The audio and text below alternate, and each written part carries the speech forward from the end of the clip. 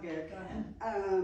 Anyway, I wrote it all down because I have a lot of info in 5 minutes and there's some statistics and stuff. So I will start out by saying that on any given night in Portland, 1 in 165 people are homeless. And there's a lot of reasons for it. High housing costs, low vacancy, high unemployment. In the last year, homelessness has increased 50% in Portland. And because of COVID restrictions or eviction security net laws are expiring, that's only going to get worse. So since 1966, Impact Northwest has been working to prevent homelessness, and they do this by partnering with people as they kind of continue their journey to stability.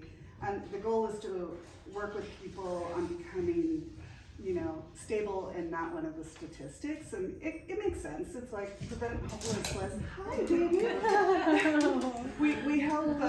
we help deal with the homeless problem by not creating more homeless people. So their success rate is very impressive. In 2022, they served more than 22,000 people. Of those, 93% of the households maintained permanent housing.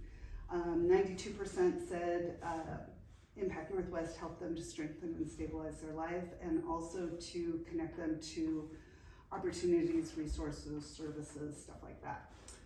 They also recognize that shelters are not the answer. It costs $1,200 a month to stabilize a family of 4 in their own home. If you bump them to a shelter, that price raises to about $3,300 a month. So what they do specifically is vast and huge. This was a grassroots organization started by a group of neighbors in the Buckman neighborhood in the 60s that wanted to deal with poverty, and now they're this huge organization, and it's impossible to fit it into 5 minutes. So I'm going to talk really fast and say they have 4 areas of service. The first one is housing. They provide safety net programs, rent assistance, energy assistance, stuff like that. They also deal with pathways to food security.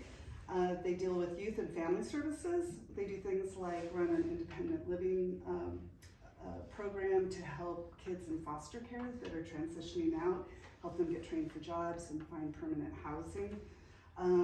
They do early childhood care and services where they provide access to early education, and we won't even go into how kids that don't have early education start kindergarten 18 months behind everyone else. But they do things like work with parents on child development and how to have positive parenting skills, and work with therapeutic services for children experiencing domestic violence. And lastly, they do senior services such as transportation to doctor's appointments and to get groceries, money management services, in-home care coordination. They have advocacy programs for people 60 and above and their families to help them plan for like long-term care and get connected with services. I mean, these people have desks at multiple Providence and Kaiser facilities so that they can catch people as they're having that issue that could end up putting them on the street. So for me personally, I will say, and this is where I was like, I'm not going to cry. I will say that in my own family, I have experienced and seen what the effects of addiction and mental health issues can do to a person's stability, and that for those people, if they don't have a support system, they are one bad decision. They are one medical crisis that healthcare won't cover, from living on the street or camping in their car. So I feel incredibly blessed to be in a family and to be in a position to support those members of my family in the ways that Impact Northwest does for everyone else. But I know that not everybody's that lucky. So that is why I'm asking you guys to vote for Impact Northwest. Great. How'd I do? Was that 5 minutes? 22 seconds to spare. So, questions? Did you mention how many individuals they assist? Yes, last year it was over 22,000 individuals. Wow. Yeah. So are they a big organization? They are a huge organization at this point. According to the Business Journal, they're like one of the top 10 in Portland. Do they just cover Portland or surrounding areas too? They have expanded into Vancouver, but it's mostly the Portland metro area. Okay. So, and I checked them out on Charity Navigator, I think, and they rate 85%, so they get 4 stars. And then I was just curious, they have, statistics have shown that a lot of homeless youth end up being LGBTQ+ who have been displaced by their family. Do they have services for that as well? They, I don't know specifically because, like I said, their website is like, it was overwhelming. I mean, they're the people who created SUN programs for the schools, yeah, they do a ton. I know that they have been working proactively to advocate for anti-racism, and which I'm assuming under that umbrella would be LGBTQ.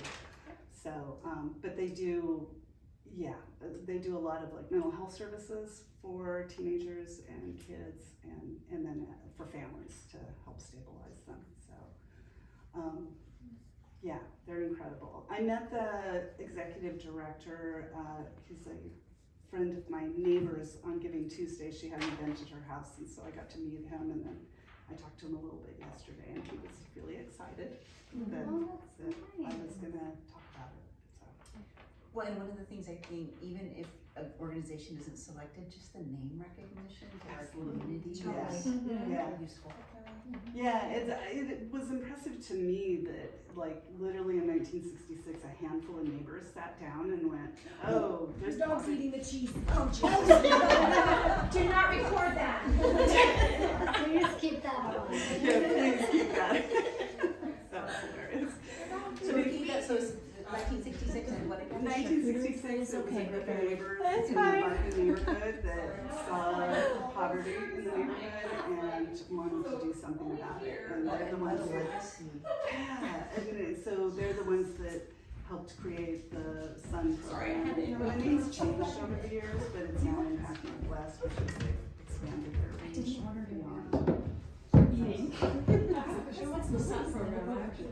SUN, I can't remember what SUN. Supporting our neighbors. Is that it? Sorry, I think so. Something. There's a supporting our neighbors that also does temporary housing. And the only reason I know that is because I volunteer with my church to make meals. Well, and the SUN Well, program is after school for like Portland Public Schools. And that Yeah. too. Yeah. They also, when I'm a master gardener, and when I would volunteer at there's a huge community garden in Southeast, it's like a learning garden. We would grow food to take to a SUN school because they had a grocery store inside the school that families could come and shop for free. So that the whole idea was that people wouldn't feel like, you go to the Like food a- bank and they maybe hand like you a- stuff and go, here, this is what you're gonna eat. Like a And so- weekend backpack of groceries for kids that they can take for like food insecure families and stuff too, yeah. Yeah, so, yeah, these guys are pretty amazing. Anything else? Do they seem to be underfunded? No, I don't think so. I think they've got,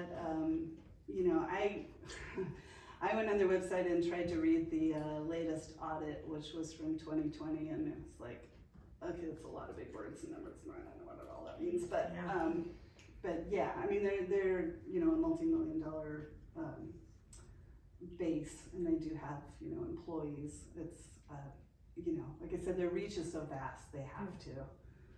I think I was most impressed with the fact that they have people that have permanent places in hospitals around them to just catch people before they fall through the cracks. So. Great job, Katy with a K.